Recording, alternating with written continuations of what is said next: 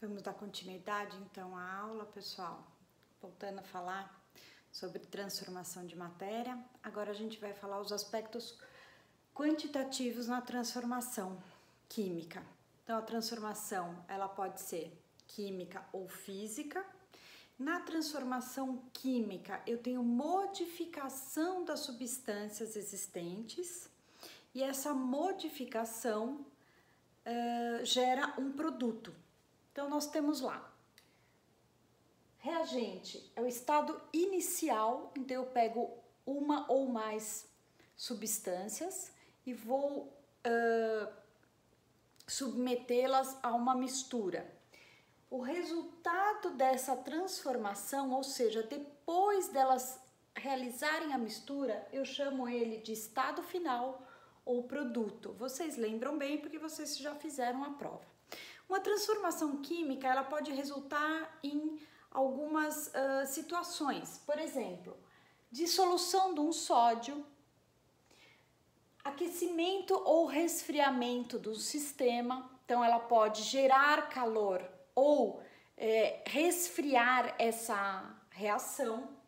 Liberação de luz, calor ou eletricidade. E alteração de odor. Exemplos, a liberação de luz e calor, quando a gente, luz não, mas de calor, quando a gente usa o Vanish na roupa, mistura ele com um pouquinho de água, ele esquenta, essa reação esquenta, então é uma transformação química. Vocês viram aqui dissolução do sódio? No vídeo anterior, quando eu coloquei a pastilha sólida dentro da água, ela se desmanchou e formou gases, produziu gás carbônico. Então, dissolução de sódio, aquecimento e resfriamento do sistema, liberação de luz e calor e ou eletricidade e alteração do odor.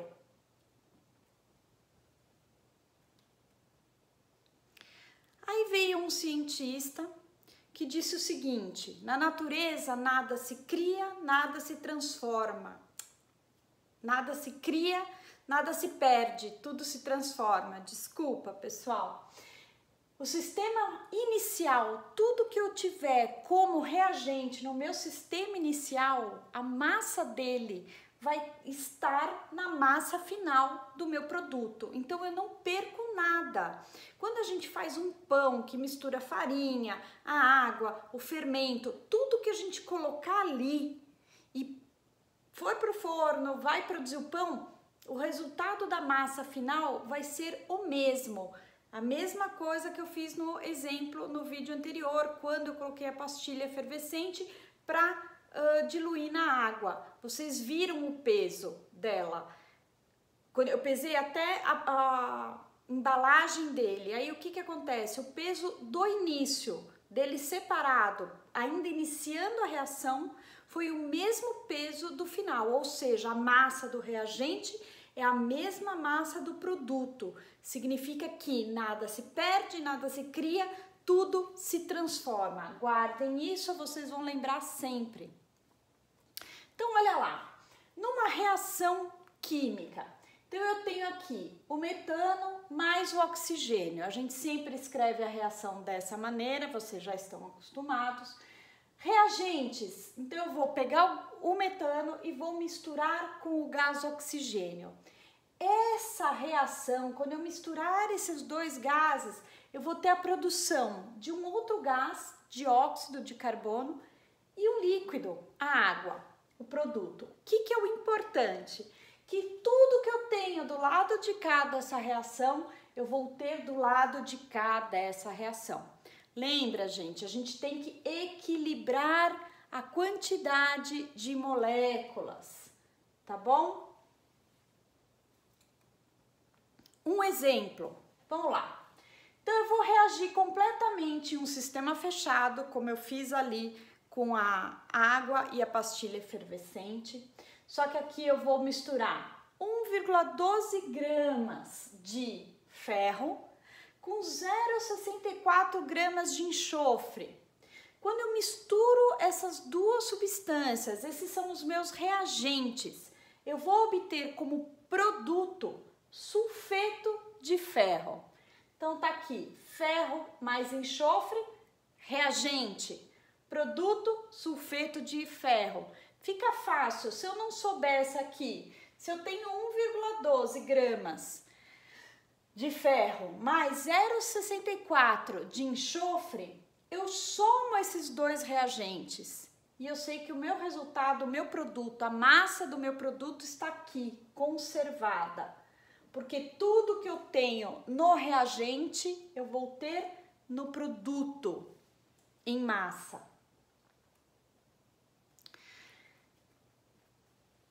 Aí veio um outro cientista e disse que, além do Lavoisier, que nada se perde, nada se cria, tudo se transforma, então a lei da conservação de massas, Proust disse que as massas são equivalentes. Por exemplo, a quantidade de reagente é equivalente, proporcional. Portanto, se eu aumento o meu hidrogênio numa mistura entre hidrogênio e oxigênio para produzir água, se eu aumento o meu hidrogênio, imediatamente o meu oxigênio também vai aumentar, porque eles são proporcionais. Então, olha lá, eu tenho, para formar uma molécula de água, eu tenho 2 gramas de hidrogênio mais 16 gramas de oxigênio e vou produzir 18 gramas de água. Se eu dobrar a minha quantidade de hidrogênio, imediatamente a quantidade de oxigênio também dobra e assim também dobra a quantidade de água. Fazendo os exercícios do caderno de atividade, vocês vão reforçar esse conhecimento. Então, Proust disse que numa dada reação, a proporção em massa das substâncias que reagem e que são produzidas é fixa, é invariável, é constante e independe da origem ou do modo de preparação. O que isso significa? Que a proporção das moléculas de água de um copo, dentro de um copo, vai ser proporcional à quantidade de moléculas de água dentro de um barril, dependendo do volume dela. Certo? A quantidade de hidrogênio e oxigênio vai ser proporcional nos dois meios que a gente está estudando. Se a gente observar aqui um experimento de massa de água, é a massa do hidrogênio mais massa do oxigênio e a proporção, olha lá, se eu tenho uma massa de água de 4,5 gramas, aqui seria meu produto, o meu reagente, meio grama de hidrogênio e 4 gramas de oxigênio, 0,5, a proporção entre eles vai dar 1/8. Se eu aumentar a minha massa de água, seja ela aqui para 100 gramas, seja para 18, seja para 9, então eu vou ter uma proporção aumentada igualmente nas outras moléculas e a proporção permanece a mesma. Estequiometria, então o que é? É o cálculo, é o que determina a quantidade de reagentes que devem ser usadas numa reação, na quantidade do produto, que é obtido por meio das reações químicas. Lembra quando a gente fez o balanceamento da equação, da reação da fotossíntese? Todo mundo foi difícil, mas vocês conseguiram chegar a um consenso. Então, esse cálculo é feito seguindo as leis de Lavoisier e de Proust. E a gente fala mais disso nas próximas aulas.